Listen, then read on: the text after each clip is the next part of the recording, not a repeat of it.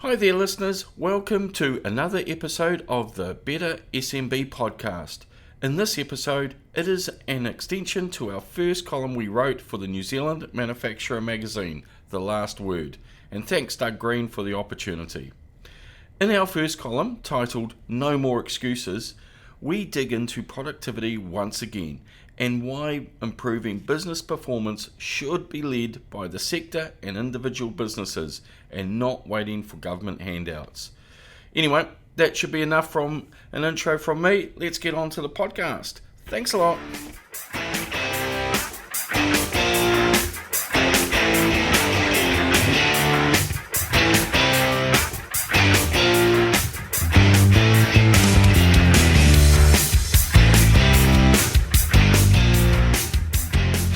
Welcome back to the Better SMB podcast, where we dive into the strategies, tactics, challenges, and opportunities shaping small and medium-sized businesses in New Zealand. I'm David Altena. And I'm Rob Bull. Today's episode is inspired by an article we recently wrote for New Zealand Manufacturer magazine, where we called out the fact that New Zealand's productivity crisis isn't fixing itself. If we want to see real economic progress, we need at least 15,000 manufacturing businesses, which is 2/3 of the sector, to make productivity or business performance their top priority over the next 5 years.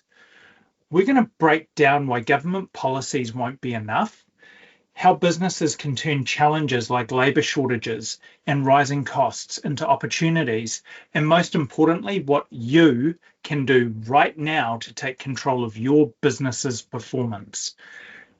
If you're a manufacturer, a business leader, or just someone who's tired of hearing about productivity issues without real solutions, this episode is for you.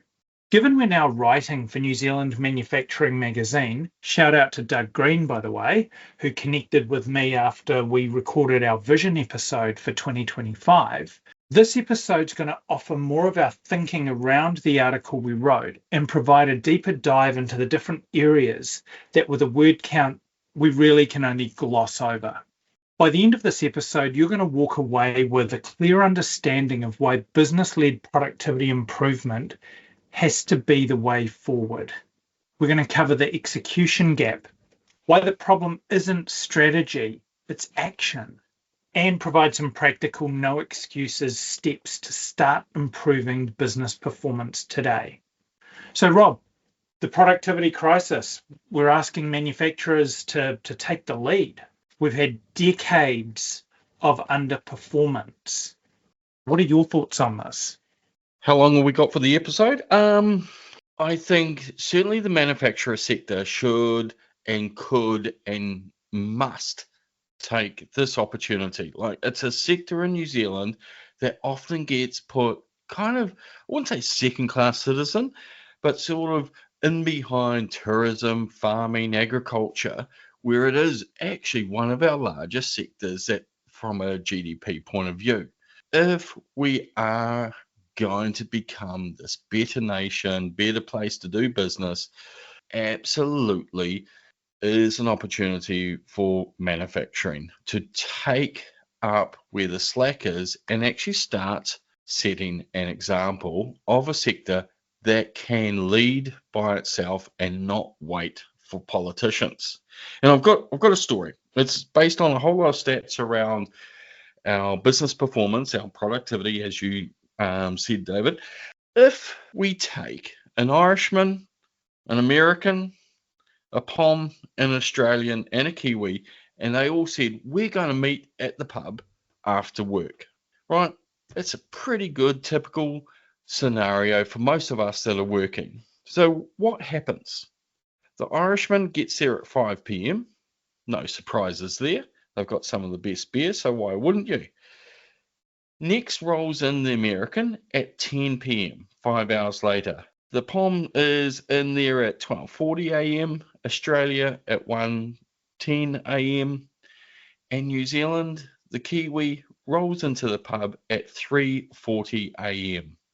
What's that? Nearly 11 hours behind the Irishman. And I don't know about you. I've met a few Irish guys, and and lasses. And I would even say that even the Irish would struggle at staying in the pub that long. So that's how far behind our business performance, operational excellence, productivity, call it what we want. That's how far behind the rest of the world we are. We're 11 hours per day behind some of the best performing countries. That's the opportunity. At least beat the Aussie to the pub, right? Because we don't want them drinking our beer. That's no pun intended, but almost sobering, right? Yep. So I just thought it was really a really useful way of explaining the stats, because we talked about at the top of, in your intro, how the politicians, they've got the policies and all of that, and they come out with the stats. So we can all come out with the same stats, same or similar. But that is turning all of those numbers into reality. And it could be the pub, or it could be just going back to your family. So if we wanted to match the output of certainly the European countries, well, we have the opportunity. The gap, the 11-hour per day gap, is an opportunity, not something to moan about and go, oh, what if, or we could have. It's there. It's a chance. What's 10%? It is what it is. And for me, that's, it's a bit of the cold bath and a bit of a wake-up call, right? But it's also highlights the opportunity, I think. So a manufacturer, they're creating something. They're bringing in raw materials, they're assembling something, they're selling it on. In a lot of cases, our manufacturers are exporting. What that also means is we can start bringing new money into the country rather than just simply dollar swapping between our businesses here in New Zealand. And focusing on, sorry, you go. You go. Yeah. Anytime you bring in new money, then that's helping you increase your GDP, right? Which is that number that nobody knows what it means. But ultimately, if you're selling something to someone out of the region, out of the city, out of the country, you're bringing new money into the country, which means that by definition, we're growing. And also for a manufacturer, if they can do it right, if they can harness what we talk about, this idea of operational excellence, they can scale their businesses. So they don't have to hire another person to build 10 more widgets. They can become more efficient and more effective at what they're doing, and they can sell 10, 20, 30 more widgets with the same team delivering those. Yep. And when we look at the policies that are getting pulled out from the current government, even past government, and even the governments probably from the 1970s onwards, because that's how long this issue's lasted, but certainly the more recent ones, they are focusing on the known exporters. But that doesn't really support the ecosystem, the subcontractors. I'm working with an engineering company down in Napier who supplies, they don't export, but they supply a very well-known exporter from New Zealand, hugely successful.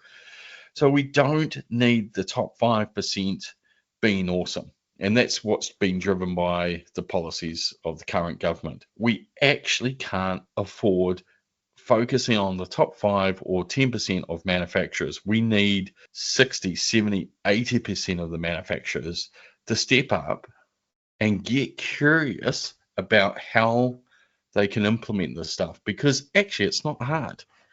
And don't listen to the politicians, because it isn't as complex as it sounds. Yeah. So the 2/3 of manufacturers, that number, it's somewhat plucked out of thin air, but it's also the science behind it is that we need to get a critical mass of businesses taking action. If we can get that going, then by itself, that's going to start helping us gather momentum in this space.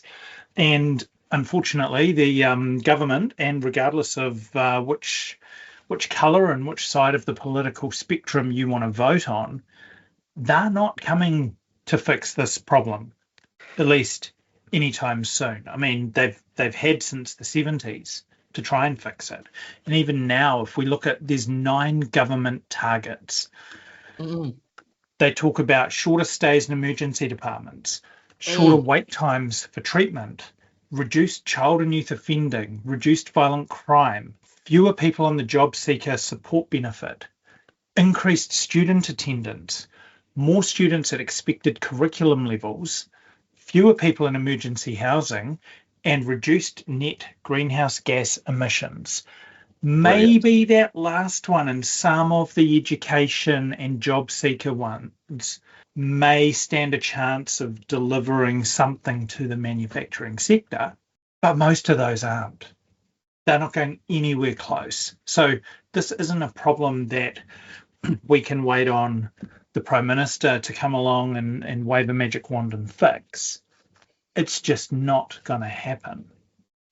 Well, it's interesting, right? Because you'll be able to remember, and I'm going to just ask you to think about it quickly, is the reports that has productivity as its main priority, but yet those are the 9 priorities that you've said, and none of it deals with business performance or productivity.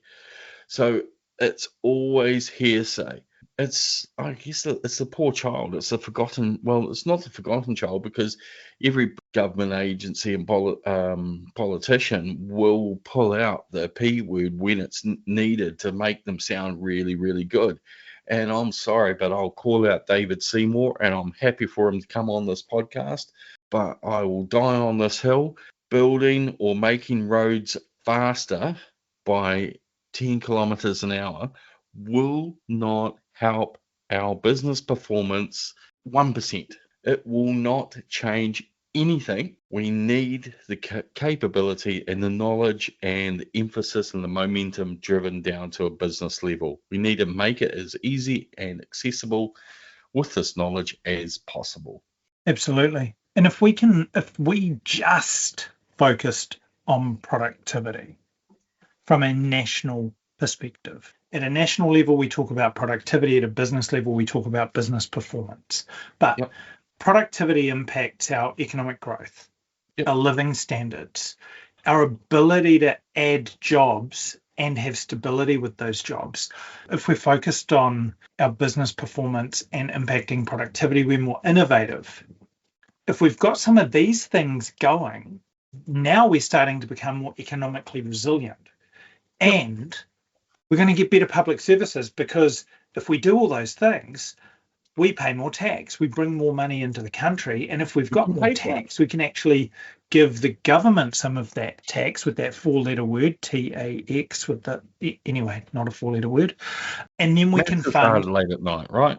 Yeah, we can fund national infrastructure, that thing that we never seem to be able to catch up on. It's just so important just to make it real and achievable and in the realms of possibilities around business performance, so we aren't the last person at the pub after closing time.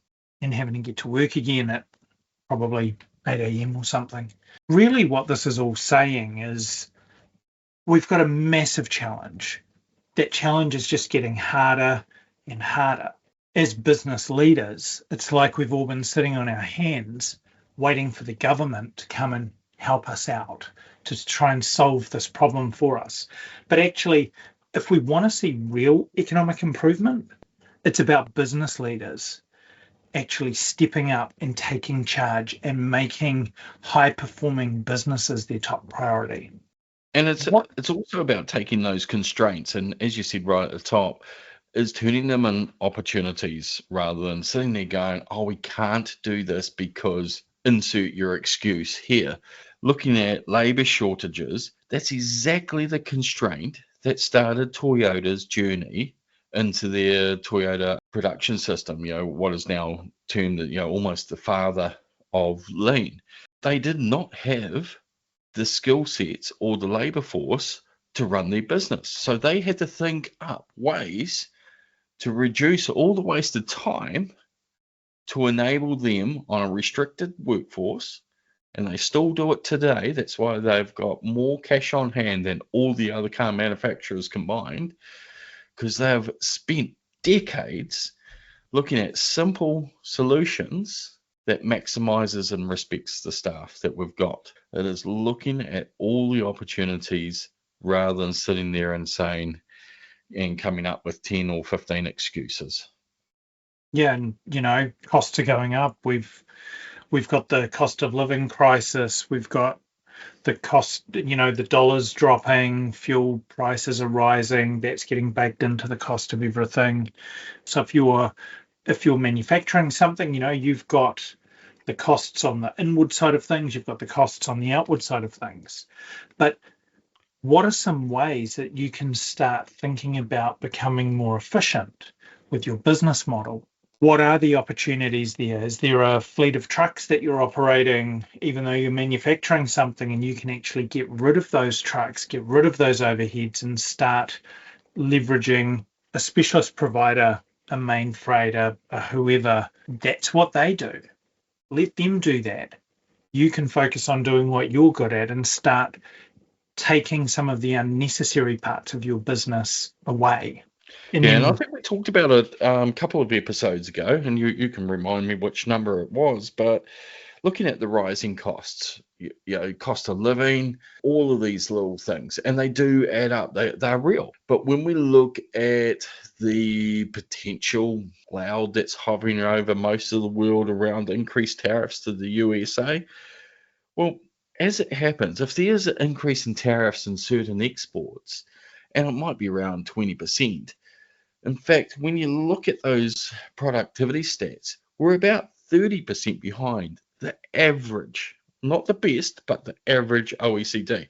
So for listeners of the show, and they've heard a couple of the episodes and they've heard me or both of us talk about these stats, I'm sorry, not sorry really, because this is an important opportunity. Because if we actually just worked our way through some of these opportunities, and again, like you said, it's not rocket science. It can be done at a business level.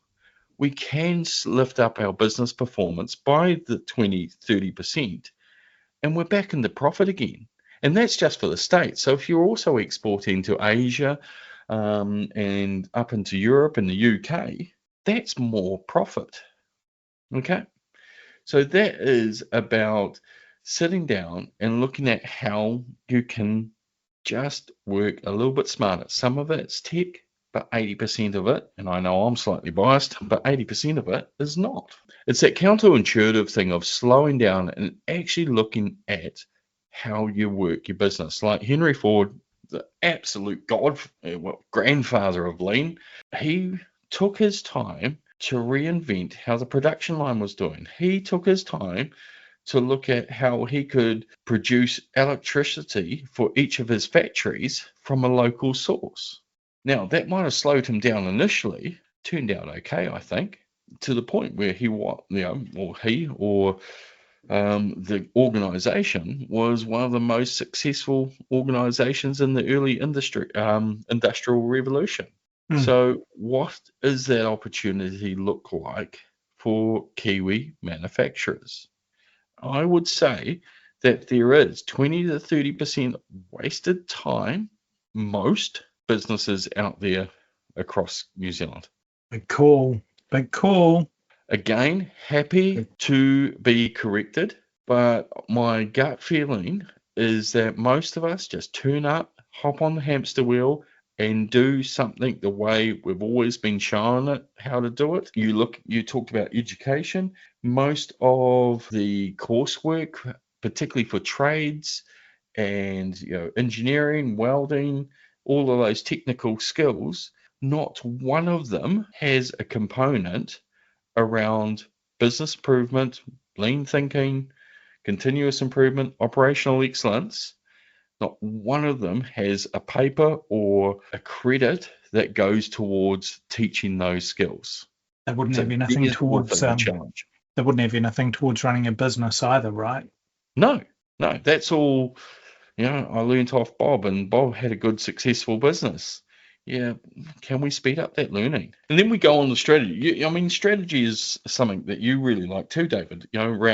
We do really good stuff around strategies and planning. You go on LinkedIn, a few of us were talking today. It's almost overload of courses, and a lot of it is around, I need to be more strategic here and plan for this and plan for that. And if we went to all of these courses, we wouldn't have time to actually earn money, yet, we don't execute well.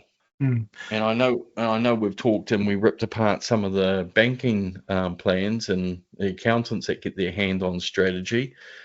But some of those documents that are 20 pages long, they're massively complex and stupidly complex. Yeah, and we're guilty of, and I've got a friend and colleague who's a professional director. I won't give him a shout out here at the moment, but he talks about the problem of having these multi-layered strategies.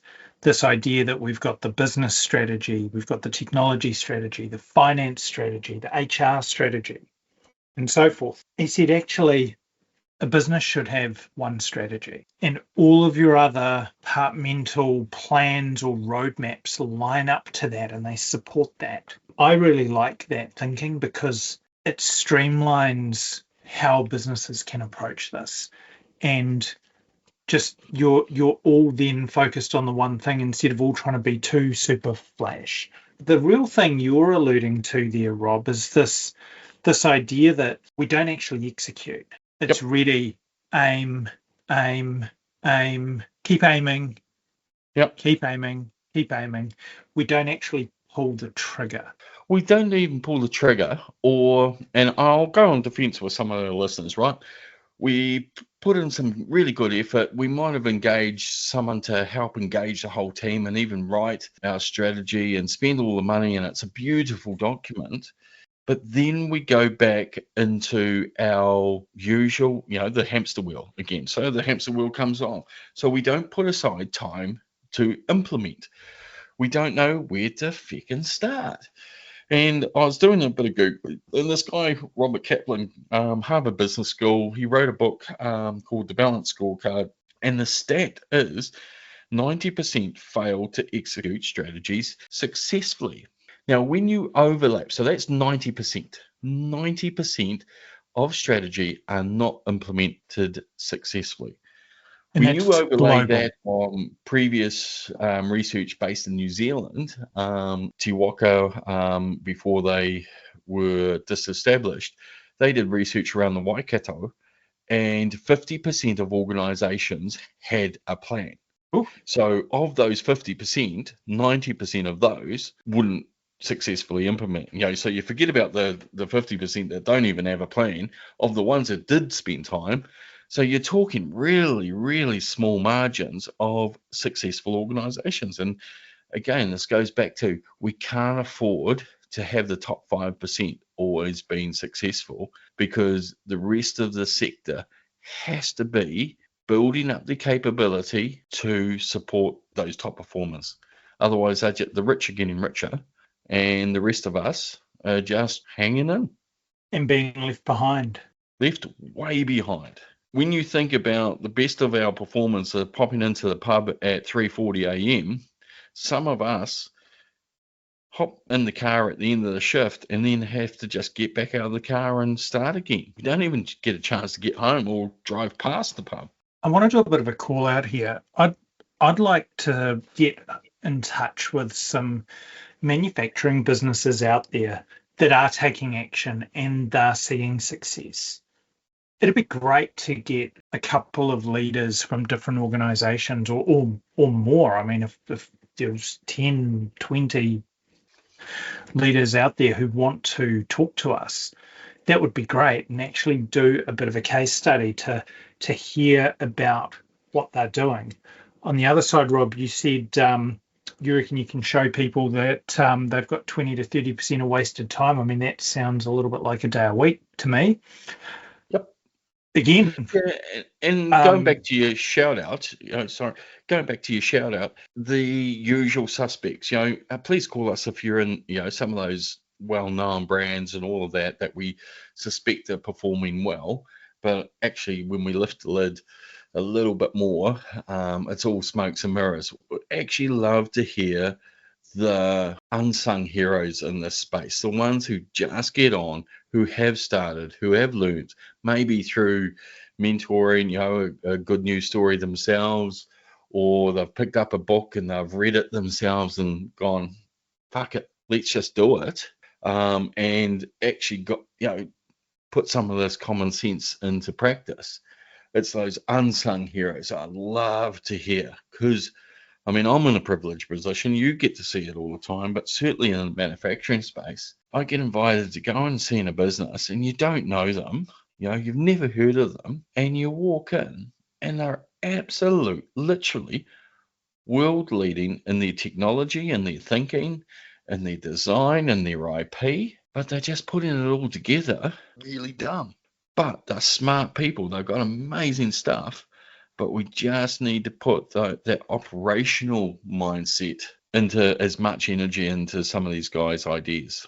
Yes, and as you said before, we can then start putting that extra profit margin back into R&D, into better quality, so New Zealand products get more exposure around the world for what they are, because we cannot compete for the cheap and nasty.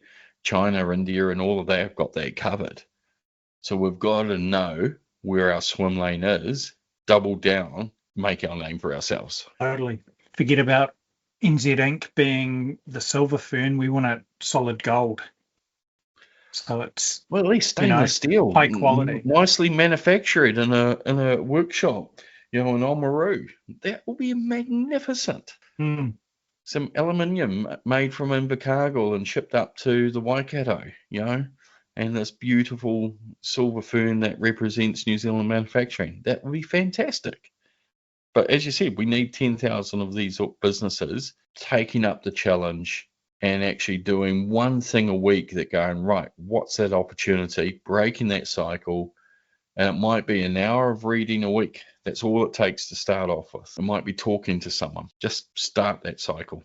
We're encouraging manufacturers to innovate, to get ideas from the team, how you can start working smarter, not harder, how you can start getting home at, just midnight for a start, as opposed to 3 or 5 a.m. or whatever the time was that you said. The next thing that comes up is, well, how am I going to pay for it? Yep. There's a little bit of chicken and egg here, right? A successful business, it's easy to get some money. But to become a successful business, you need to be able to do that and start creating a bit of a pathway for yourself by being a bit innovative on the funding side of things. We had a bit of discussion around this while we were writing that article, and you were talking about, well, you don't actually have to spend to start this journey, at least to get started. Do you want to go into that a bit more? Invest time. It's always going to be our most valuable asset anyway, because once we spend it, we can never regain it and claim it back. So I think it is more of the attitude of, we'll wait till there's a government spend on this one, or they're going to provide some new initiative to support all of these things happening. Now, it's been sitting there for a few years. Unfortunately, some of that's been taken away over the recent cuts through the government spending. And some of it makes sense because there has been a lot of creep with a lot of the funding eligibility over the years, and particularly COVID made that those boundaries creep. So there is a bit of a, resetting of those definitions. And, from time to time, we need that. But going back into that, this doesn't cost money. Like, full disclosure, if someone's been hiding under a rock, I'm a lean consultant and I practice lean and encourage organizations and coach organizations to implement that. But, lean there's no qualification. It's street learning. All of us have learned it from something else, reading books, watching YouTube videos and practicing it. And those who are good at it are just really good learners and have been doing it for a long time. So we've made all the dumb mistakes, right? I think of some of the first bits of lean that I practiced and cringe.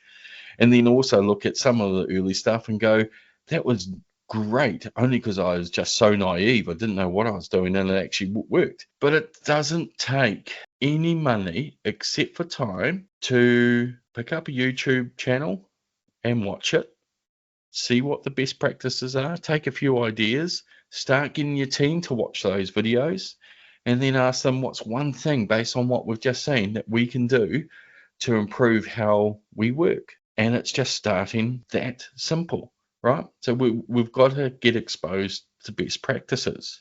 Now, on that, there are still some regions in New Zealand that do lean visits, and there are clusters around. I know the Waikato cluster is still, it's just been resurrected recently over the past 6 months, where there are about 3 or 4 visits to another business to go and learn what they've done. Now, this is just interested people from any business, you don't have to, there's no secret handshake, and they have organized visits. And it is a lot of sharing of knowledge. I haven't been to any recently, but the ones in the past been massively interesting and useful. And for goodness sake, this is New Zealand. If we're not 1.5 degrees separated with someone, it is pick up the phone and ask. So if you've heard of a good news story and you are a manufacturer and you want to go and see what Stainless Design are doing, or what another business around New Zealand are doing, Kilwell and Rotorua, there's a lot of names we can bandy around. And if you're a fellow manufacturer, ring up and say, hey, I'm really interested in what you're doing. Can I come and have a look? Now, I reached out to a manufacturer in Napier. I'm down there in a couple of weeks. And I messaged them on LinkedIn and said, hey, look, you're doing some work with a client of mine. I'm just really interested. I was just genuinely interested in going and have a visit, see what they're doing, see what their setup is. And he was first defensive of, I don't want a lean consultant. We're not looking at engaging with one. I said, no, that's fine. I'm just genuinely interested in learning with what people are doing. And he would turn around and went, yeah, what date? It's as simple as that. So on this, it's free to get started. You're going to invest some time. I get that people can be or will be cash strapped. If I look at Statistics NZ, they tell me that the average manufacturing business in New Zealand, as of 2023, when the numbers came out, had 11 employees. I'll put you on the spot here. You said a bit earlier that you could save 20 to 30% potentially of a manufacturer's time by spending a little bit of time with them or by simply applying lean principles. So if I put you on the spot with that, a day a week, they've got 11 team members. So you're telling me you can free up 11 days a week for a manufacturing business, roughly. Yeah, roughly. And that will take, that's probably over 12 to 18 months of consistent effort, putting time aside to make improvements. For example, client that I've just done, we did a meeting review and we actually shaved off about 2 hours a month in meetings just by looking at how they're structured meetings, when they're held, how often, the length of time, and making sure each one's got an agenda and setting a rule. If it doesn't have an agenda, it doesn't happen. So that was 2 hours. Banked, and that's repetitive each week, each month. A past business, it wasn't manufacturing, but I halved the amount of meetings by doing a similar exercise per month. So when you've got 11 people, that's 5.5 hours saved per month. Bang. And that's banked month on month on month. That's just meetings. By investing a couple of hours a week, just cleaning up, decluttering, reorganizing tools, materials, starting to make it a bit visual so if you've lost anything or you don't have the right materials or where does it sit ready to be used. So team members aren't looking for 20 minutes a day. Again, times 11, that's where it goes. It's those small increments over time. Now, it could take up to about 12 to 18 months to get to that pure level of efficiency gained by 20% or more. But if you're disciplined at putting time aside to make these gains, they're forever banked as long as you keep up with those new standards.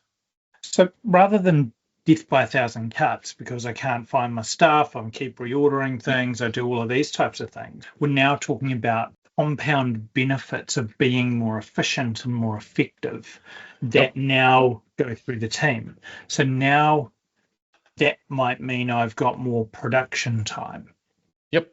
Or something like that. So we've got more R&D time, production time. It's the magical wonder of compound interest. Instead of money, we're talking about time. We then take our manufacturing business that has started on this journey, and we go, well, perhaps like a lot of things, you find some of those bigger gains initially quite quickly. I would imagine the meetings, the tidying up, the having everything organized, those types of things.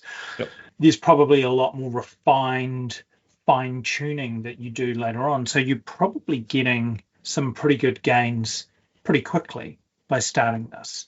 And then if you do that, if you free up that production time, if you create that opportunity for a bit of R&D and that spins out into some new product or offering that you're going to create, those start to build new revenue streams or grow existing revenue streams. This is where you can potentially pretty quickly, and from what you're saying, within a 12-month period, you can probably start seeing some reasonable swings in the performance of a business initially without having invested much more than time. Yep. Here's a stat, and this will segue into some of the paid things, the stuff that actually does cost money. I know you've got some examples up your sleeve there. So I did some numbers really, really early on years ago, and this is based on MB, Ministry of Business Innovation, their research. Average SME turnover of $850,000 business. And I know that's not everyone. Certainly for a team of 11 to say 20, that's not unachievable, right, as a turnover. So you're looking at savings of anything north of $170,000 a year. Okay, so when you look at the now defunct Callaghan programs, which were funding businesses up to $30,000 a year, that's nothing compared to the self-funding when you've saved or increased your profit margins by 170K. If you reinvest even half of that, you're paying for it self, and then you can invest in the stuff that some of the paid tools that then accelerate that growth. And what are some of the paid activity that organizations can do? Well, one of the things I went to towards the end of last year was one of the ASB manufacturer workshops. Yep. And this is where you do a virtual factory tour of Nortec. I actually found it really interesting, and I was coming into it as someone in the tech space, but actually talking to the people in the room and finding out that they're still working with paper. They're taking bits of paper from the office down to the manufacturing floor to build things, and then the bit of paper goes somewhere else and somewhere else and somewhere else. For those businesses that potentially haven't even started a lean journey, they're going along and they're getting to see what they could be doing and starting to understand the benefits of what that could be. Now, they may have to take a bunch of steps to get there.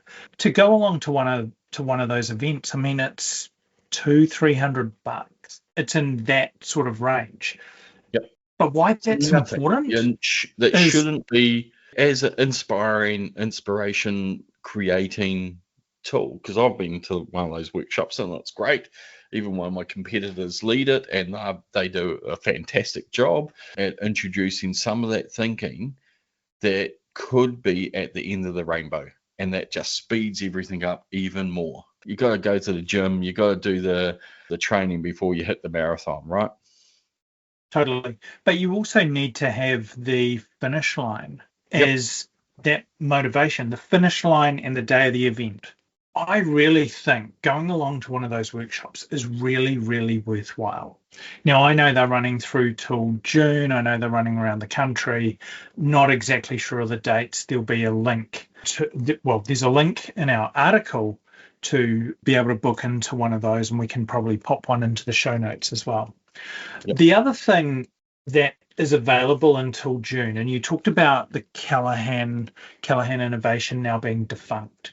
Well, until June, you can still apply for and get funded for a SIRI assessment. That's a Smart Industry Readiness Assessment. So there's some qualification criteria. So for a manufacturer that has started their lean journey and they've seen what's possible by going along to one of the ASB manufacturer workshops, or maybe they've seen information about it. It's all about Industry 4, trying not to get into too much jargon here. If that's the step you're starting to think about, then beat a path to Callaghan Innovation before June 30 and get an application in to get that funding. I believe it's 10 grand. And I believe it'll pay for that assessment. And from that assessment, you'll start to find out the big things that you've got in place and the things that you need to get in place so that you can really put the hammer down and start that journey.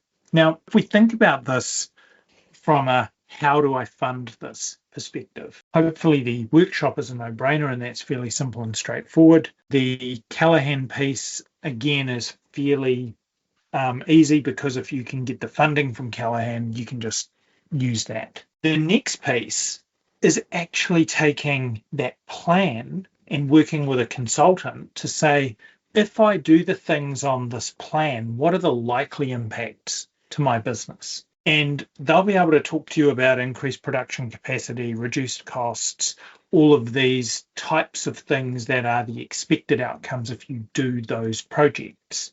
So from that, you can start to project what that's going to do for your business. And if you can paint that picture, if you can back it up with, the quotes and the information from consultants and so forth, you can take that and you can walk in with business financials and so forth to one of the banks that are out there. And from a business banking perspective, you've got the basis of the start of a business case for them to support you in funding that.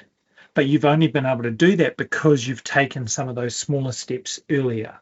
And my challenge certainly to the manufacturing sector, since we're talking about that on behalf of the magazine as well, is take those opportunities. Because I remember up until last year, Callaghan, going back on to, rest in peace, they used to run the one-day lean workshops.